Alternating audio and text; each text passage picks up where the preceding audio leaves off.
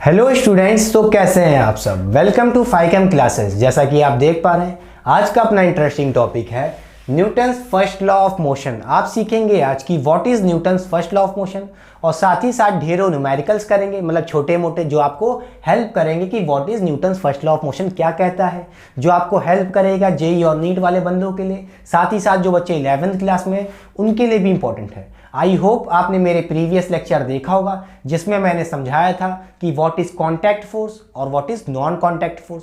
जैसे कि आपने सीखा होगा उसमें gravitational force, normal reaction force, समझ रहे हैं, और tension force, friction force, spring force. ठीक है, तो उनका यूज होगा आज ताकि आपको अच्छे से क्लियर हो जाए। और साथ ही साथ मैंने आपको एफबीडी भी सिखाया था कि कैसे ड्रॉ करते हैं, ठीक है, कैसे रिप्रेजेंट करते हैं फोर्सेस को, सब कुछ प्रीवियस लेक्चर में सिखाया था। Go and watch there, link description box में दे दूंगा। अगर वहां भी जाने का मन नहीं है, यहीं से आप कंटिन्यू कर सकते हैं कि Newton first law of motion आपको समझ में आएगा।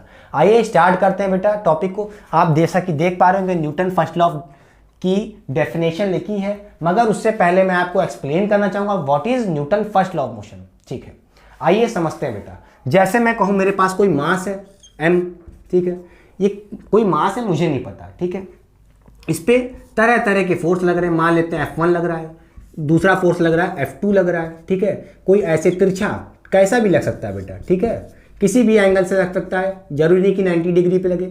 ये कोई F4 है, ऐसे बहुत से फोर्स हो सकते हैं इस मास पे। ठीक है, अगर मैं कहूं कि इस मास पे जितने भी फोर्स लग रहे हैं सब मिला के इसको हिला भी ना पाए, इसका मतलब क्या है, इस बॉडी पे, इस मास पे लगने वाला नेट फोर्स क्या है बेटा, जीरो है। मतलब एफनेट हमारा जीरो है। एफनेट क्या है बेटा, एफनेट हमारा बताइए क्या है बेटा, बोलिए एफनेट क्या है बेटा। एफनेट है F1 plus F2 plus F3, इसी तरह कई सारे फोर्स लग रहे हैं, उन सबका सम एफनेट ही तो होगा। सबको ऐड कर लो, यही तो एफनेट है। और इन सबका नेट फोर्स कितना आ रहा है बेटा, जीरो आ रहा है, आपको पता है। अगर ये बात है तो इसका मतलब क्या है, इसका मतलब ये है कि इस बॉडी पे एक्सेलेरेशन नहीं बेटा, नेट एक्सेलेरेशन जीरो होगा। अब कहोगे सर ये कैसे हो गया, एफनेट तो चलो जीरो है, तो ए नेट कैसे जीरो हो गया, एक्सेलेरेशन कैसे जीरो हो गया, सोच रहे होगे ना। तो बेटा ये बताइए एफ इक्वल टू क्या होता है, एम ए होता है। ठीक है बेटा, एफ नेट जीरो है मतलब फोर्स जीरो है। ये चीज फोर्स कब जीरो होगी, जब मास जीरो हो या तो एक्सेलेरेशन जीरो हो। बेटा मास तो जीरो है नहीं, मैंने कहा ना, कोई मास है 2 kg का या 2 ग्राम का, कितना भी हो, एक्सेलेरेशन जीरो होगा, इसका मतलब तभी तो एफ नेट जीरो होगा। क्लियर कि नहीं क्लियर, ठीक है, इसका मतलब बॉडी हिल ही नहीं रही है, इस पे टोटल लगने वाला कितना भी फोर्स लग रहा है। अभी इस केस में क्या है, एफ नेट अगर जीरो है तो एक्सेलेरेशन ए नेट जीरो होगा इस बॉडी पे, समझ गए। इसका क्या मतलब है, इसका मतलब तो समझो बेटा क्या होता है। इसका मतलब ये है, ये क्या बताना चाह रहा है कि बॉडी अपने स्टेट को मेंटेन कर रही है, मतलब अपने स्टेट को चेंज नहीं कर रही है। इसका मतलब ये है, ठीक है, body does not change state, ठीक है, अपने स्टेट को चेंज नहीं कर रही है, मतलब अपने स्टेट को मेंटेन कर रही है। इसका मतलब क्या है, मेंटेन कर रही है अपने स्टेट को। बेटा बॉडी के 2 ही स्टेट होते हैं, एक तो रेस्ट और एक तो मोशन। दोनों क्या है, एक बॉडी के स्टेट होते हैं। ठीक है, अगर कोई बॉडी रेस्ट पे है तो ये क्या कहना चाह रही है कि अपने स्टेट को मेंटेन करे। इसका मतलब क्या है, इसका मतलब ये है कि अगर कोई बॉडी रेस्ट पे है तो वो रेस्ट पे ही रहेगी। ठीक है, समझ गए। अगर कोई बॉडी बेटा मोशन में है तो मोशन में रहेगी, समझ गए, बोलिए समझ गए, क्लियर की नहीं क्लियर। तो what is Newton first law of motion, Newton first law of motion क्या कहता है, अगर कोई बॉडी रेस्ट पे है तो रेस्ट पे रहेगी, मोशन पे है तो मोशन पे रहेगी। कब तक रहेगी बताइए, जब तक एफ एक्सटर्नल या एफ नेट तुम्हारा जीरो ना हो। मतलब जब तक उस बॉडी पे टोटल फोर्स एफ नेट कितना है, जीरो है, समझ रहे हो। उस केस में रेस्ट पे है तो रेस्ट पे रहेगी, मोशन में है तो मोशन में रहेगी, मतलब अपने स्टेट को मेंटेन करेगी। क्लियर कि नहीं क्लियर, बोलिए इससे ज्यादा क्या चाहिए, समझ गए। तो देखिए आपके सामने लिखा है Newton first law of motion की डेफिनेशन बेटा, a body remains in the state of rest और यूनिफॉर्म मोशन। ठीक है, बता रहे हैं अभी सब कुछ, in a straight line unless an external force act on it. बेटा एक्सटर्नल फोर्स, वही बेटा यहाँ पे एफ नेट की बात हो रही है कि जितने भी तुम्हारे ये एक्सटर्नल फोर्स लग रहे हैं एफ नेट, समझ रहे हो, F1 F2 F3 सबका अगर संपूर्ण किया जाए, ऐड किया जाए, उस केस में एफ नेट अगर जीरो है, समझ रहे हो, उस केस में अपने बॉडी की स्टेट वो चेंज नहीं करेगी, मतलब रेस्ट पे है तो रेस्ट पे रहेगी, मोशन पे है तो मोशन पे रहेगी। आई होप आपको क्लियर हो गया होगा। अच्छा बेटा आपको एक बात पता है कि नहीं पता है? बेटा इसका मतलब क्या, एफ नेट होता क्या है? अरे यही तो इक्विलिब्रियम है, मतलब बॉडी इक्विलिब्रियम है, इसी को कहते हैं, अभी सीखेंगे, इस पे न्यूमेरिकल होगा बेटा, ठीक है। ये क्या है, इसका मतलब बॉडी इक्विलिब्रियम में है, ठीक है, इक्विलिब्रियम में है, मतलब समझ रहे होंगे कि अपने स्टेट को चेंज नहीं कर रही है, उस पर एफ नेट जीरो है, ठीक है। अच्छा समझ गया, बताइए बेटा। अच्छा एक बात मैं आपसे पूछूं कि बेटा अगर ए नेट जीरो है तो क्या बॉडी वेलोसिटी भी जीरो होगी? अरे खुद सोचो, अगर मैं पूछूं, चलो इतना समझ गए, यही तुम्हारा Newton first law of motion है।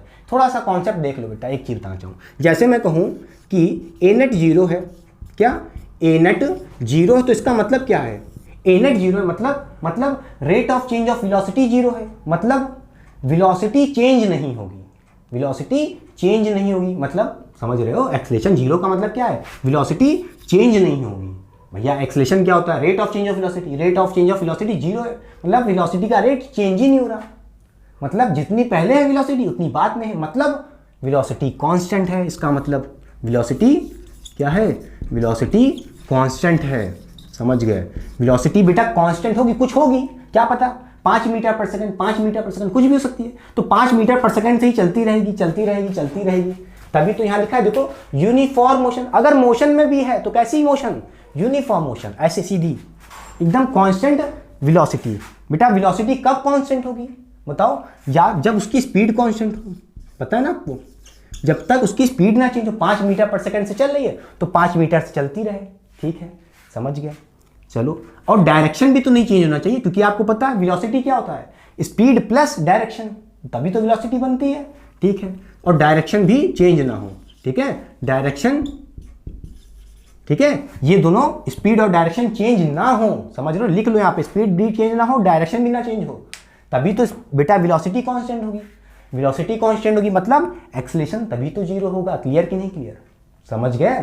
तभी देखो यहाँ पे लिखा है यूनिफॉर्म मोशन, बेटा यूनिफॉर्म मोशन समझ रहे हो, समझ गए होगे अब तो ना, कि कांस्टेंट वेलोसिटी से चल रही है, ठीक है। ए नेट का मतलब क्या है, वेलोसिटी कांस्टेंट है, वेलोसिटी जीरो नहीं है, इसका मतलब समझे, इसका मतलब ये है कि कई बच्चे सोच रहे होंगे ए नेट जीरो है, एक्सेलरेशन जीरो, तो वेलोसिटी भी जीरो है, अरे भैया तो चलेगी कैसे, तो मोशन में कैसे रहेगी, समझ रहे हो। चलो, तो इसका मतलब ये है कि बेटा ये मत सोचना कि ए नेट जीरो है तो वेलोसिटी भी जीरो हो जाएगी, वेलोसिटी जीरो नहीं है, वेलोसिटी कांस्टेंट है, कुछ भी हो सकती है 5 मीटर पर सेकंड, मगर यूनिफॉर्म चलती रहनी चाहिए, ठीक है, चेंज नहीं होनी चाहिए वेलोसिटी, ठीक है। यही कहता है Newton first law of motion. I hope आपको क्लियर हो गया होगा। चलिए अब करें कुछ अच्छे से क्वेश्चन, चलिए मिटा दें, चलिए कॉपी हो गया।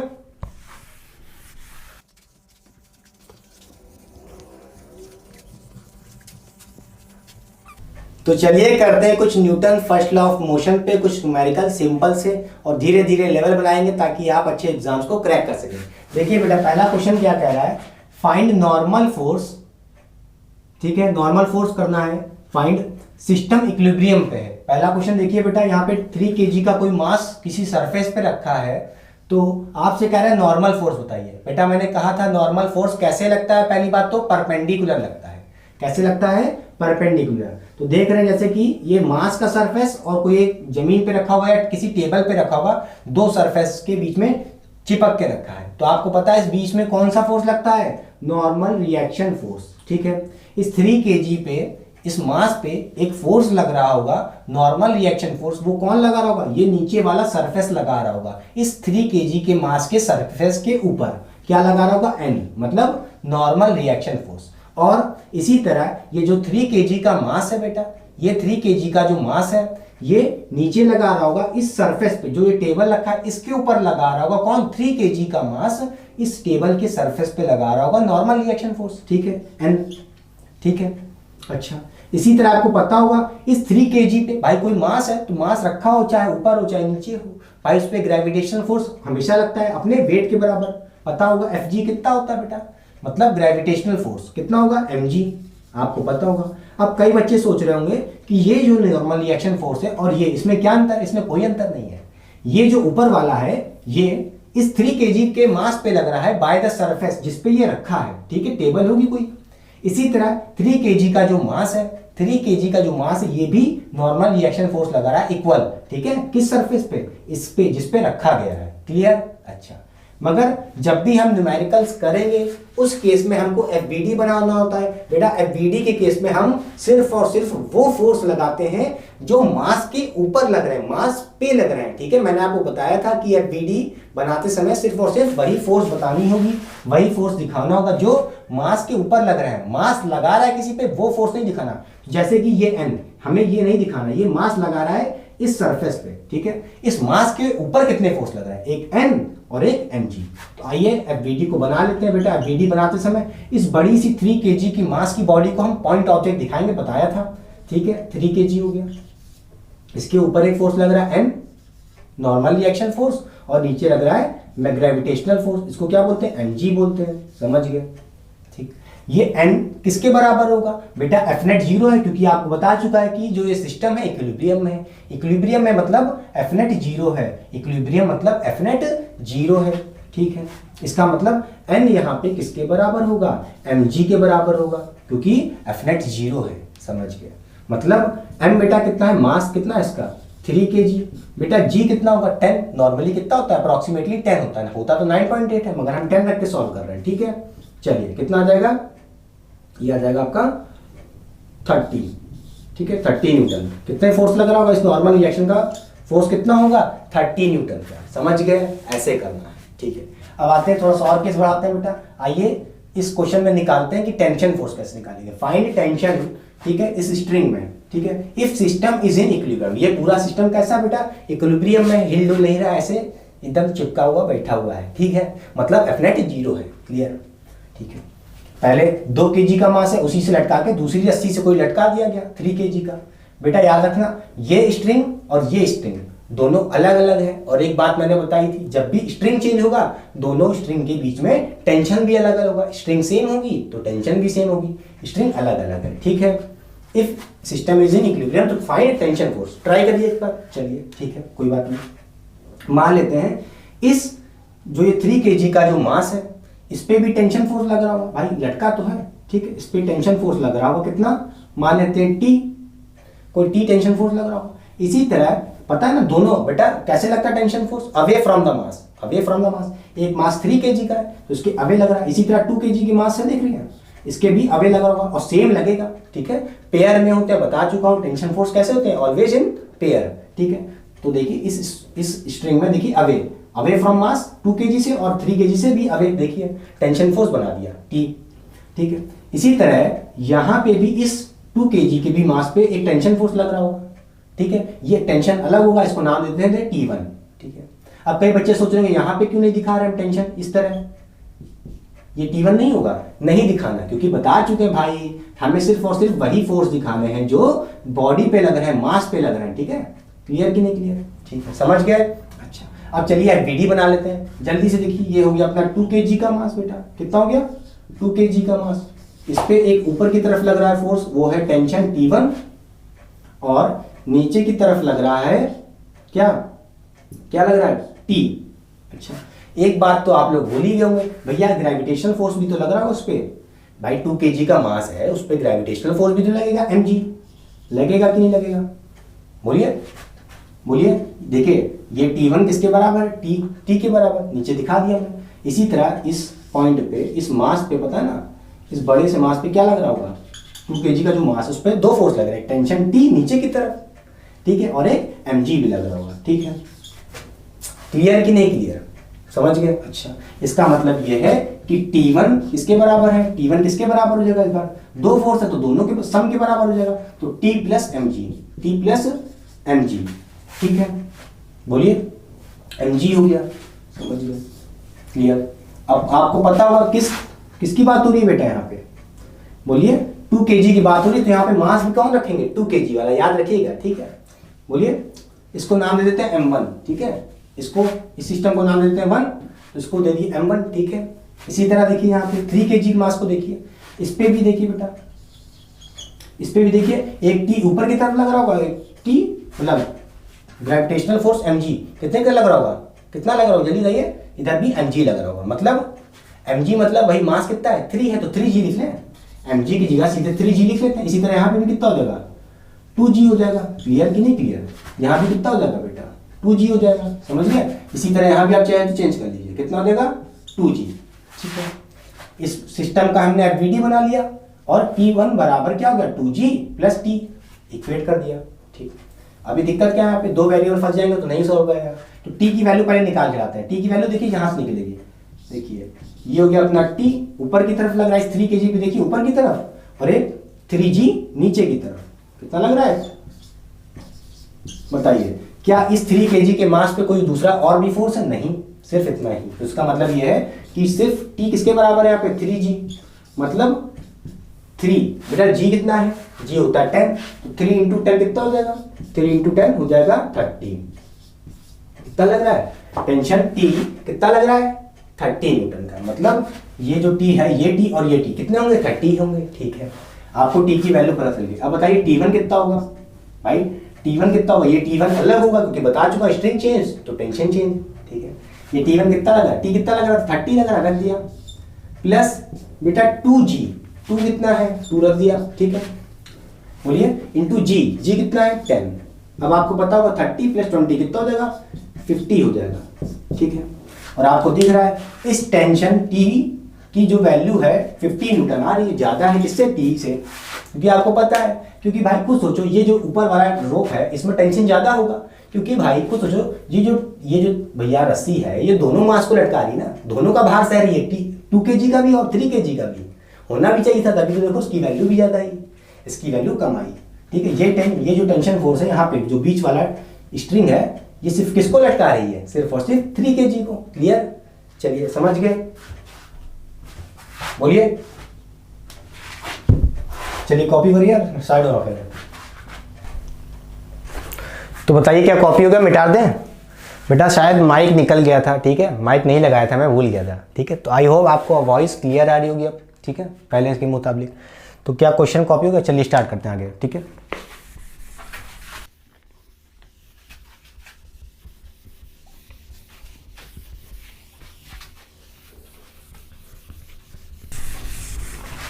तो यहाँ पे क्वेश्चन नंबर 3 डाल दीजिए बेटा। क्या क्वेश्चन नंबर 3, सेम क्वेश्चन है, ठीक है, थोड़ा क्वेश्चन का और लेवल बढ़ाते हैं अच्छे से ताकि आपको क्लियर हो जाए।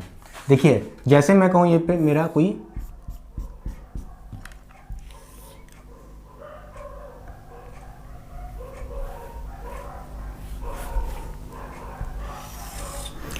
स्ट्रिंग है और ये मेरा कोई 2 kg का मास है। क्या है, 2 kg का कोई मास है, वो भी तिरछा लटक रहा है, एकदम सीधी नहीं है, समझ रहे हैं। और यहाँ से ये कुछ एंगल दिया है, ठीक है, कितने डिग्री से एंगल है, ये 30 डिग्री का। ठीक है, और एक और स्ट्रिंग है बेटा, और ये स्ट्रिंग कुछ ऐसे है। ठीक है, तो बताइए आप टेंशन क्या होगा। भाई पूछ रहा है find tension if system is in equilibrium. कह रहा है कि ये कोई रस्सी है, ये कोई रस्सी है, ठीक है, यहाँ से ये वाली रस्सी बंधी है और यहाँ से ये वाली रस्सी बंधी है, ठीक है, और कोई मास 2 kg का इसमें हैंग है, फंसा हुआ सिस्टम इक्विलिब्रियम में है, और ये जो आपका टेंशन है 30 डिग्री के एंगल पे है। क्लियर, अच्छा समझ गए। तो आपको पता होगा, बता चुके हैं, स्ट्रिंग के केस में क्या लगता है बेटा, टेंशन फोर्स लगता है। ये स्ट्रिंग और ये स्ट्रिंग अलग है, तो मान लेते हैं ये अपना कोई T1 हो गया टेंशन, ठीक है, और इसमें कोई T2 टेंशन हो गया, ये जो टेंशन है T2 टेंशन हो गया। ठीक, अब क्या करना है हमको, FBD बनाना होगा। क्या करना है, FBD बनाना होगा। ठीक है, तो चलिए FBD बना लेते हैं, और FBD में इस बड़े से मास को एक पॉइंट मास से दिखाएंगे 2 kg के। ठीक है, ये कोई अपना पॉइंट मास हो गया, कितने का, 2 kg का। ठीक है, बोलिए एक टेंशन इधर लग रहा है, कितना, T1 लग रहा है, कितना लग रहा है बेटा, T1 लग रहा है। साथ ही साथ एक जो लिख रहा है आपको T2, ये कैसा बेटा, कुछ तिरछा है ऐसे किसी एंगल पे, कितना है, ये लग रहा है T2, कोई टेंशन T2 लग रहा है। ठीक है, आपको पता है बेटा ये एंगल 30 डिग्री है। इसी तरह अगर मैं ऐसे ड्रॉ करूं तो क्या दिखेगा, ये एंगल कितना होगा, ये एंगल भी कितना होगा बताइए, 30 डिग्री होगा। कैसे, ऑल्टरनेट एंगल। भाई देखो जेड बन रहा है ना बेटा, जब भी दिखे जेड तो समझ जाना ऑल्टरनेट एंगल। तो इसका मतलब क्या है, यहाँ से ये जो एंगल होगा कितना होगा, 30 डिग्री का होगा। कितना होगा बताइए जल्दी से बेटा, कितना होगा, 30 डिग्री का होगा। ठीक है, समझ गए। ओके, अब बताइए एक और कोई इस पे फोर्स लग रहा होगा, बताइए कोई और भी तो फोर्स होगा, बताइए उसका नाम। वो होगा ग्रेविटेशनल फोर्स mg। mg मास कितना है बेटा, 2 है, बोलिए। तो 2g लिख लेते हैं mg की जगह। ठीक है, 2g। ठीक है, मतलब इस पे एक कोई ग्रेविटेशनल फोर्स भी लग रहा है 2g। समझ गए, कोई दिक्कत नहीं। अच्छा, मगर मैंने क्या बोला था बेटा, एफ नेट 0 है।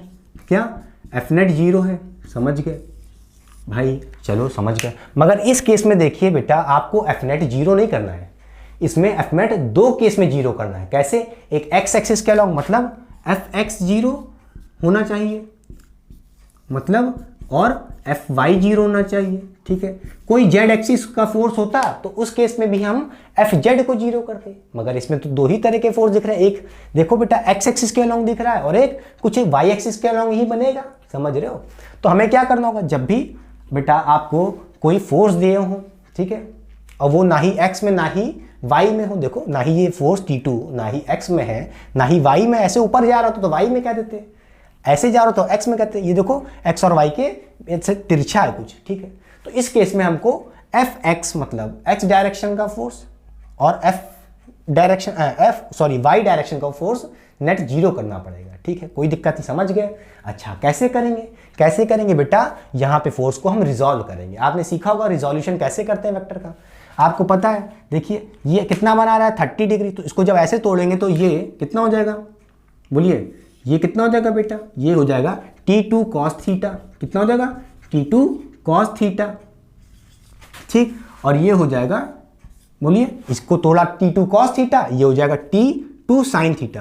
बोलिए, T2 sin थीटा, समझ गए, बोलिए, क्लियर। अच्छा, अब आपको पता हो गया होगा कि अब इस फोर्स का कोई मतलब नहीं है, इस फोर्स का T2 को दिखाने का कोई मतलब नहीं, क्योंकि आपने इसको रिजॉल्व कर लिया T2 cos थीटा और T2 sin थीटा में। ठीक है, क्लियर कि नहीं क्लियर। अब आपको पता है, यहां से देखिए 2 इक्वेशन बन रही है। T2 cos थीटा किसके बराबर होगा बेटा, T2 cos थीटा किसके बराबर होगा, 2g के बराबर होगा, समझ गए। बोलिए, T2 cos थीटा बेटा, cos थीटा कितना है, थीटा कितना है बेटा, 30 डिग्री, कितना है 30 डिग्री, रख दिया, इक्वल टू 2g मतलब 2 इंटू 10। ठीक बेटा, cos थीटा cos 30 कितना हो जाएगा, cos 30 की वैल्यू होती है अपनी, बोलिए, √3/2। कितनी होती है, √3/2।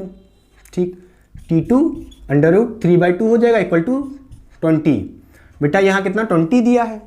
ठीक है, बोलिए, समझिए। अब यहाँ से आप बताइए T2 कितना आ जाएगा, T2 आ जाएगा, ये हो जाएगा, इसको ऊपर भेज देंगे, 2 को ऊपर भेज देंगे, कितना हो जाएगा, 40 हो जाएगा, 40/√3। बोलिए, T2 कितना आ गया, 40/√3 आ गया। ठीक, समझ गए। अब यहाँ से देखिए आपने क्या किया, यहाँ पे आपने T2 बराबर 2g किया था ना, किस तरफ, बाइडा, आपने यहाँ पे बताइए क्या लगाया, एफ वाई वाला।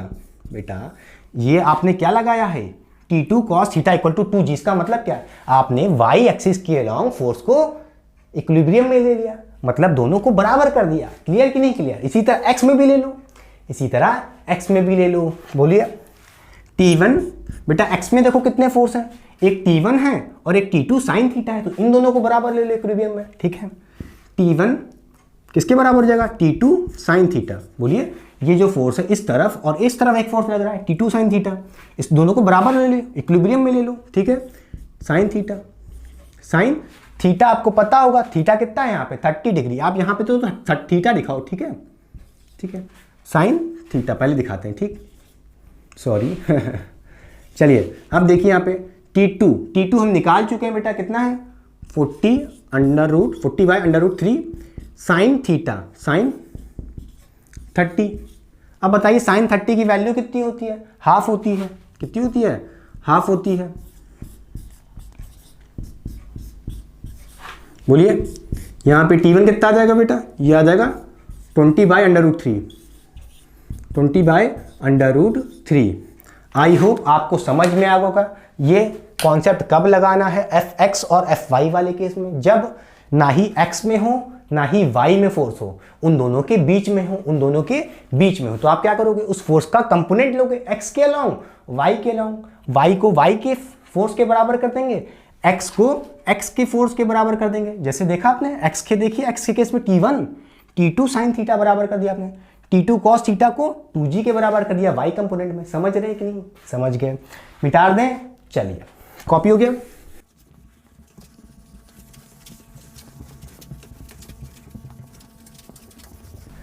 तो चलिए करते हैं क्वेश्चन नंबर 4। ये क्वेश्चन भी इंपॉर्टेंट है, कह रहा है फाइंड टेंशन। ठीक है, आपके पास कोई √2 kg का कोई मास है और एक 60 डिग्री से की रोप से एंगल पे हंग है और दूसरी एंगल से मतलब 30 डिग्री के एंगल से दूसरी रोप से हंग है। ठीक है, मतलब दो हंग कर रही हैं रोप मिलके।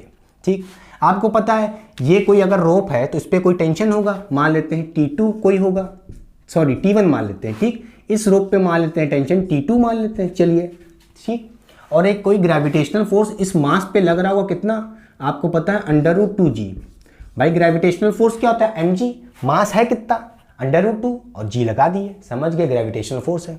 कोई दिक्कत नहीं बेटा, समझ गए।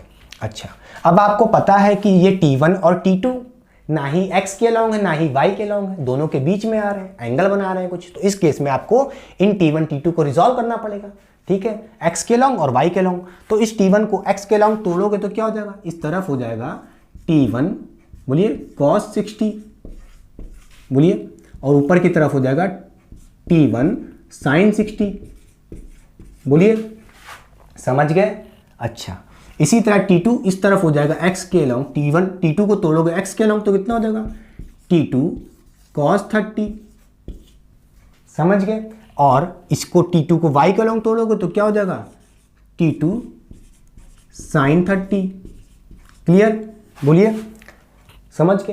अब आपको पता है ये T1 और T2 दिखाने का कोई मतलब ही नहीं, समझ रहे हो, T1 T2 दिखाने का कोई मतलब ही नहीं है, अब समझ रहे हो क्यों, क्योंकि आपने इसको रिजॉल्व कर लिया भाई, समझ रहे हो। ठीक है, अच्छा, अब आप क्या करोगे, इस √2 kg के मास को, जो ये बड़ा सा मास है, पॉइंट मास दिखाओगे FVD बनाने के लिए। FVD का मतलब समझते हो, फ्री बॉडी डायग्राम। ठीक है, चलिए तो बनाइए जल्दी से। ये हो जाएगा √2g नीचे की तरफ। ठीक है, और एक इस फोर्स को √2g को, ग्रेविटेशनल फोर्स को, दो फोर्स देखिए बैलेंस कर रहे हैं वाई एक्सिस में। देखिए ऊपर की तरफ T1 sin 60 और T2 sin 30, समझ रहे होंगे।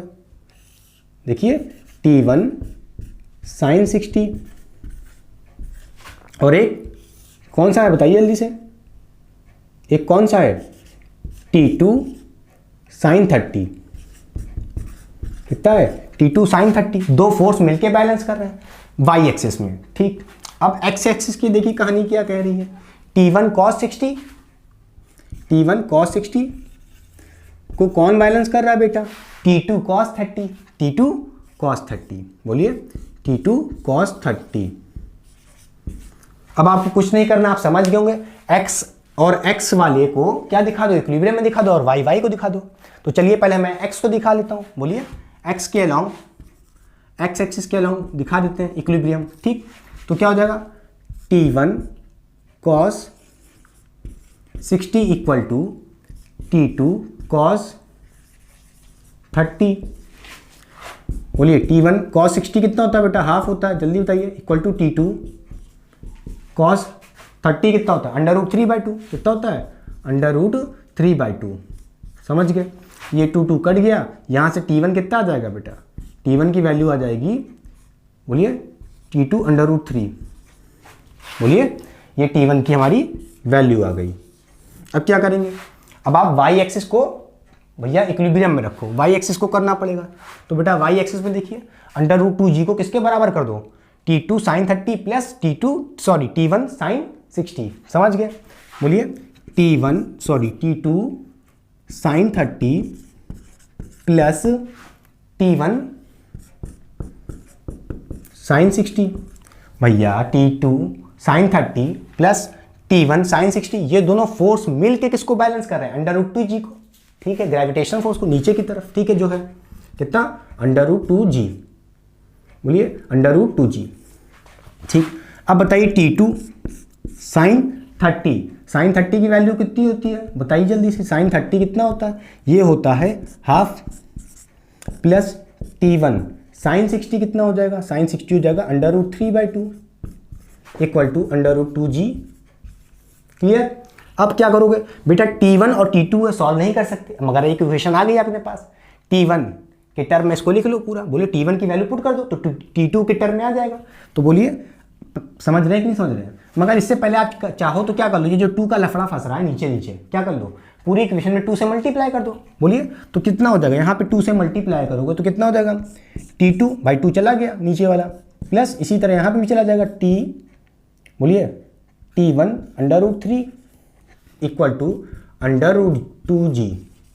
ठीक, अब ये T1 की वैल्यू यहाँ पे पुट कर दो तो ये पूरी इक्वेशन किसके अंडर में आ जाएगी, T2 के टर्म में।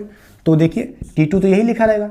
अब T1 को क्या लिख सकते हो, T2 √3, तो T1 की जगह क्या लिख लो, T2 √3 और एक √3 पहले से इनटू में है, ठीक, इक्वल टू √2g। बोलिए अब आपको पता है √3 कितना हो जाएगा, 3 हो जाएगा। बोलिए 3 T2 हो जाएगा, √ गायब हो जाता है। इसी तरह T2 प्लस 3 T2 हो गया इधर, और इधर हो जाएगा √2g। यहाँ से आपको पता है ये हो जाएगा 4 T2 इक्वल टू, अच्छा बेटा एक बात याद रखिए, मैंने क्या कहा था, यहाँ पे आपको मैंने 2 से मल्टीप्लाई किया था ना, तो यहाँ भी तो एक 2 होगा भाई, यहाँ पे जैसे मैंने मल्टीप्लाई किया ये 2 तो गायब हो गए नीचे वाले, और इस इक्वेशन में भी तो करोगे, दोनों साइड करना होता है ना, बोथ साइड, तो यहाँ 2 भूल गया था मैं, ठीक है। चलो √2g, बेटा g कितना है, 10 है, इंटू 2 लिख दिया, कोई दिक्कत नहीं। अब क्या करना है आपको पता है कितना हो जाएगा, यहाँ से T2 की वैल्यू कितनी आ जाएगी, T2 की वैल्यू बताइए, ये देखिए 20 हो गया, 4 ये पूरा कितना होगा 20 हो गया, 4 को नीचे भेजेंगे तो कितना आ जाएगा, 5 आ जाएगा, तो 5 √2 दिख रहा है कि नहीं दिख रहा है कैमरे में, शायद ठीक है दिख रहा होगा जहाँ तक, ठीक है। T2 आ गया √5, सॉरी T2 आ गया 5 √2, ठीक है, ये वैल्यू आ गई। अब पता है आपको T2 की वैल्यू यहाँ पुट कर दो, बोलिए T1 कितना हो जाएगा, T1 हो जाएगा, T2 कितना है,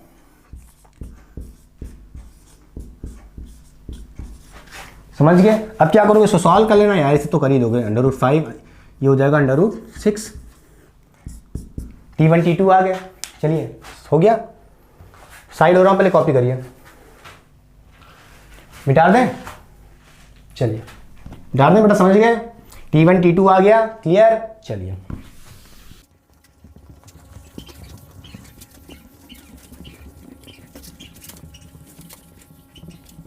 तो चलिए करते हैं एक और क्वेश्चन वेज के ऊपर, जो आपको अच्छे से क्लियर हो जाएगा, ताकि आपके कॉन्सेप्ट क्लियर हो जाए। देखिए find normal and the tension force, ठीक है, also find the angle of ways, मतलब ये जो थीटा एंगल है, वेज क्या दिख रहा है, ये आपको जो ट्रायंगुलर पार्ट दिख रहा है यही आपका वेज होता है, ठीक। एक कोई 2 kg का मास है, ठीक, इस वेज पे ऐसे टिकाया गया है विथ आ रोप, ये आपको रोप दिख रही है, पुली से पास है, सेम रोप है, पुली से पास ही हुई है बस, ठीक है। अच्छा ये यहाँ से भी एक मास लटका दिया गया, कितना, √2, बोलिए सॉरी √3 kg का मास यहाँ से लटका दिया गया, ठीक है। तो आपको पता है इस बार 2 मास हैं, तो आपको 2 FBD बनानी पड़ेगी, ठीक है, दोनों FBD से अलग अलग इक्वेशन आएगी, ठीक है। चलिए स्टार्ट करते हैं, ठीक। देखिए 3 kg के, सॉरी √3 kg के मास पे कौन कौन से फोर्स एक्ट कर रहे हैं, एक तो टेंशन फोर्स अवे ऐसे ऐड करेगा, बेटा टेंशन फोर्स कैसे ऐड करता है, अवे फ्रॉम द मास, ठीक है, अवे फ्रॉम द पॉइंट कह लो, ठीक है, यहाँ से एक्ट कर रहा है। इसी तरह यहाँ पे भी एक ग्रेविटेशनल फोर्स एक्ट कर रहा होगा, कितना, √3g, कितना हो जाएगा, √3g, समझ रहे हो, ठीक है। आपको पता हो गया होगा कि T इक्वल टू यहाँ से क्या मिल जाएगा आपको, इस FBD बनाइए पहले, तो यहाँ से आप BD बनाएंगे तो क्या हो जाएगा, इस पॉइंट मास को, √3 kg को पॉइंट मास दिखा दो, तो एक ऊपर की तरफ दिख रहा है फोर्स कितना, टेंशन फोर्स T, और नीचे की तरफ दिख ही रहा है आपको कितना, √3g। ये आपने FBD बना दी, दोनों को इक्विलिब्रियम में रख दो, इक्विलिब्रियम में रखोगे तो क्या हो जाएगा, बोलिए क्या हो जाएगा, T इक्वल टू √3g। यहां से बेटा आप क्या कह सकते हो, g की वैल्यू कितनी है, 10 है, बोलिए तो कितना हो जाएगा, 10 √3, T इक्वल टू 10 √3, ये आपकी T की वैल्यू आ गई, ठीक। अब इस केस में देखो जो 2 kg का मास है, ये इस पे कई सारे फोर्स लग रहे हैं, कैसे, देखो बेटा, एक तो पहले आपको पता होगा नॉर्मल रिएक्शन फोर्स लग रहा है, ठीक है, और नॉर्मल रिएक्शन फोर्स कैसे लगता है, परपेंडिकुलर टू द सरफेस, ठीक है, तो सरफेस आपका कैसा है, ऐसे है, तो इसके परपेंडिकुलर, कैसे, इसके परपेंडिकुलर, ठीक, तो कुछ ऐसा लग रहा होगा, ये हो गया आपका नॉर्मल रिएक्शन फोर्स, ठीक। और इस फोर्स पे 2 kg के फोर्स पे कोई ग्रेविटेशनल फोर्स भी लग रहा होगा नीचे की तरफ। कितना बोलिए, कितना लग रहा होगा? ये लग रहा होगा 2g। बोलिए बोलिए, ग्रेविटेशनल फोर्स क्या होता है? mg होता है, तो 2g। समझ गए? ठीक, अच्छा बोलिए। इसी तरह इस मास पे भी एक टेंशन फोर्स लगा क्योंकि ये भी एक किसी रोप से बंधा है। इसका भी टेंशन कितना होगा? T टेंशन होगा। आपको पता होना चाहिए क्योंकि आपको पता है कि भाई पुली से सिर्फ पास ही तो रहा है, रोप थोड़ा चेंज हुई है। ठीक है, बस रूप से ऐसे पास किया है। ठीक, तो टेंशन तो सेम ही रहना जब स्ट्रिंग सेम है। ठीक है, समझ गए? अच्छा, अब आपको सोचिए कि ये कुछ तिरछा बन रहा है। देखिए एक फोर्स आपका, अगर इसका FBD बनाएंगे तो कुछ ऐसा होगा। 2 kg का जो आपका ये 2 kg का मास है, इसका FBD बनाएंगे तो पॉइंट मास देखिए ऐसे दिखा दिए। ठीक, एक टेंशन फोर्स लग रहा है ऐसे, ठीक, और एक नॉर्मल रिएक्शन फोर्स लग रहा है ऐसे। और देखिए ये दोनों कितना 90 डिग्री पे है। ठीक है, उससे कोई मतलब नहीं, मगर एक बात बता रहे हैं। ठीक, अच्छा अब देखो जो ये 2g का फोर्स नीचे की तरफ लगा, इसको रिजॉल्व करना पड़ेगा। क्यों? समझो बेटा, इसको इधर की तरफ रिजॉल्व करना पड़ेगा और एक इस साइड रिजॉल्व करना पड़ेगा। समझ रहे हो कि नहीं समझ रहे हो? मतलब 2g को एक इस तरफ रिजॉल्व कर लेंगे और एक इस तरफ। क्लियर कि नहीं क्लियर? दिख रहा है? बोलिए, समझ गए होंगे। अब सोचेंगे कि रिजॉल्व करना है तो थीटा चाहिए होगा, एंगल चाहिए होगा। ठीक है, तो एंगल कहाँ से लें? अभी देखो पहले ये बताओ बेटा, ये कितना होता है? 90 डिग्री होता है कि नहीं होता है? ठीक, बोलिए। अच्छा बेटा, ये थीटा और ये 90 डिग्री, तो थीटा प्लस 90 डिग्री, तो ये एंगल कितना हो जाएगा? बोलिए, 180 में से थीटा प्लस 90 डिग्री माइनस कर लोगे तो कितना हो जाएगा बेटा? बोलिए, 90 माइनस थीटा। ये हो जाएगा 90 माइनस थीटा। ये एंगल कितना हो जाएगा? 90 माइनस थीटा। क्लियर? अच्छा अब बताइए, ऐसे अगर मैं एक परपेंडिकुलर ऐसे बना लूँ छोटी सी, तो बताइए ये एंगल कितना होगा? ये एंगल कितना होगा? ये पूरा कितना है बेटा? ये पूरा 90 है। ठीक है, ये 90 है और इतना एंगल कितना है? 90 माइनस थीटा। तो 90 में से 90 माइनस थीटा कर लोगे तो क्या बनेगा? Theta angle. क्लियर? तो ये एंगल क्या हो गया? Theta angle. समझ रहे हो? समझ गए? ये एंगल दिख रहा है जो, ये एंगल क्या है? Theta degree. ठीक, अब क्या करोगे आप? बोलो, अब क्या करोगे? मैं इसको मिटा देता हूँ। ठीक है, ये वाला एंगल मिटा देता हूँ। ठीक, क्लियर? और बेटा आप रट लो, ये कितना होता है? हमेशा थीटा ही होता है। कितना? थीटा ही होता है। अब आप इसको क्या करो, इस 2g को इस तरफ तोड़ लो, एक इसके अलाउंग। ठीक है, बताओ, इस तरफ तोड़ लो। ठीक है, तो क्या हो जाएगा? 2g cos theta. बोलिए, ये फोर्स क्या हो जाएगा? ये फोर्स क्या हो जाएगा? 2g cos theta. ठीक, बोलिए 2g cos थीटा। इसी तरह इस 2g को इस तरफ तोड़ लो तो क्या हो जाएगा? 2g sin theta. 2g sin theta. Clear? समझ गए? अच्छा, इसका मतलब ये है कि इस टेंशन T को कौन बैलेंस कर रहा है? 2g sin theta. कौन कर रहा है? 2g sin theta. ठीक, समझ गए? अच्छा, और इस नॉर्मल रिएक्शन फोर्स को कौन बैलेंस कर रहा है? कौन बैलेंस कर रहा है? 2g cos theta. कौन कर रहा है? 2g cos theta. ठीक, 2g cos थीटा। अब कई लोग ये सोच रहे होंगे कि ये 2g कहाँ गया? अरे इसको तो रिजॉल्व कर लियो, एक 2g cos थीटा और एक 2g sin थीटा। क्लियर कि नहीं क्लियर? समझ गए? बोलिए। अब देखिए कुछ ये ऐसे लग रहा है। देखिए आपका x एक्सिस और y एक्सिस कैसे होता है? नॉर्मली ऐसे होता है, ये आपका y तो ये आपका x होता है, मगर आपने इसको कुछ टिल्ट कर देना है तो ये हो जाएगा। देखिए टिल्ट कर दोगे तो क्या हो जाएगा? तो देखिए ये आपका y हो जाएगा नॉर्मल पे और ये t जो आपको दिख रहा है x के अलाउंग हो गया। तो कोई दिक्कत नहीं, आपने x और y को ही तो दिखा दिया है। समझ रहे हो कि नहीं समझ? उससे कोई मतलब नहीं है। ठीक, सब देखो परपेंडिकुलर भी है, जैसे देखो यहाँ पे सब परपेंडिकुलर है। क्लियर? अब क्या करोगे? बस इक्विलिब्रियम में रखो। देखो ये नॉर्मल रिएक्शन दिख रहा है जो ऐसे, इसको बोलिए n को किसके बराबर कर दोगे? 2g cos थीटा को। और यहाँ पे t को किसके बैलेंस कर दोगे? t को किसके बैलेंस कर दोगे इक्विलिब्रियम में? बोलिए 2g sin थीटा। ठीक है, तो करते हैं, चलिए t को बैलेंस करो बेटा। 2g sin theta, 2g sin theta. ठीक बेटा, थीटा तो हम निकाल, t तो हम निकाल चुके हैं। t कितना है? tan√3। कितना है? tan√3। ठीक, 2 इंटू जी। बेटा जी कितना होता है? 10 होता है। यहाँ से साइन थीटा आ जाएगा। बोलिए, अब यहाँ से थीटा की वैल्यू निकाल लोगे कैसे? देखो ये 10 और ये 10 कट गया, तो बोलिए यहाँ से साइन थीटा कितना आ जाएगा? साइन थीटा आ जाएगा √3 बोलिए बाई 2। तो बताइए किस थीटा पे √3/2 आता है साइन की वैल्यू? बोलिए साइन थीटा √3/2 कब आता है? जब थीटा 60 डिग्री हो। क्लियर? इसका मतलब क्या, ये जो थीटा दिया है वेज का एंगल आ गया, देखिए दूसरा आंसर आ गया थीटा डिग्री। ठीक है, पूछा था ना एंगल ऑफ वेज पूछा था, देखिए टेंशन फोर्स आ गया और एंगल भी आ गया। अब क्या निकालना है, नॉर्मल रिएक्शन फोर्स। तो क्या करना होगा, इसको इस वाले को ले लो, तो n को इक्विलिब्रियम में रख दो किसके साथ, 2g cos थीटा। तो बोलिए n क्या हो जाएगा, n equal to 2g cos theta. बोलिए n क्या हो जाएगा, n equal to 2 into g कितना है 10। बेटा cos थीटा, थीटा कितना जल्दी बताइए, थीटा आपका 60 डिग्री है, थीटा आपका 60 डिग्री है। cos 60 कितना होता है, हाफ होता है। ये 2 कट गया, नॉर्मल रिएक्शन फोर्स कितना आ जाएगा, 10 आ जाएगा। ठीक, आई होप आपको क्लियर आ गया होगा। बोलिए समझ गए, समझ गए क्या, एक बार फिर समझा दें कि कैसे मैंने इसको इक्विलिब्रियम में किया है या इसको कैसे मैंने रिजॉल्व किया, समझ गए। फिर से दिखा दें, देखिए बेटा मैं आपको अलग दिखाता हूँ। क्या था, ये कुछ ऐसा ही तो था, देखिए ये आपका मास था कोई, ठीक है 2 kg का, इस पे यहाँ पे आपको पता ग्रेविटेशनल फोर्स ऐसे लग रहा होगा कितना 2g, और आपने ऐसे कुछ बना, ऐसे देखिए आपका ये कितना था, ये एंगल थीटा था। बोलिए थीटा था। आपने क्या किया, इस थीटा के हिसाब से इसको ऐसे तोड़ लिया इधर की तरफ। बोलिए तो ये कितना हो जाएगा, ये हो जाएगा 2g cos थीटा, और ये हो जाएगा 2g sin थीटा।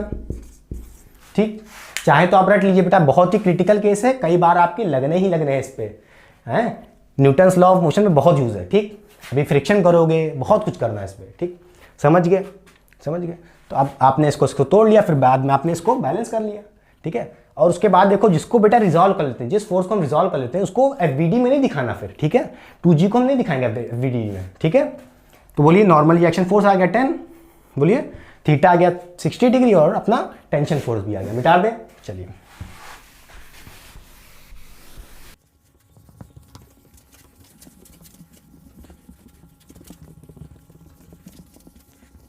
तो चलिए करते हैं अपने लेक्चर का लास्ट क्वेश्चन। ये क्वेश्चन भी इंपॉर्टेंट है बेटा।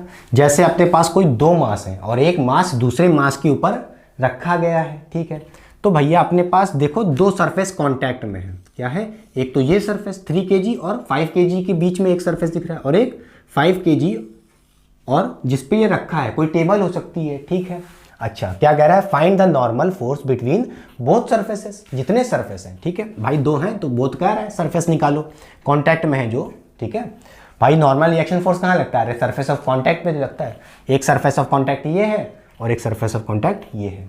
ठीक, अब आपको पता है इस 3 kg के मास पे, इस 3 kg के मास पे एक नॉर्मल रिएक्शन फोर्स लग रहा होगा। वो कौन लगा रहा होगा, 5 kg का मास ऊपर की तरफ। ठीक, क्या लगा रहा होगा, n मान लेते हैं। नॉर्मल रिएक्शन फोर्स जो 3 kg पे लग रहा है by the surface of 5 kg मास। ठीक, समझ गए। अच्छा, और इस 3 kg का जो मास होगा उस पर ग्रेविटेशनल फोर्स भी तो लग रहा होगा, कितना 3g।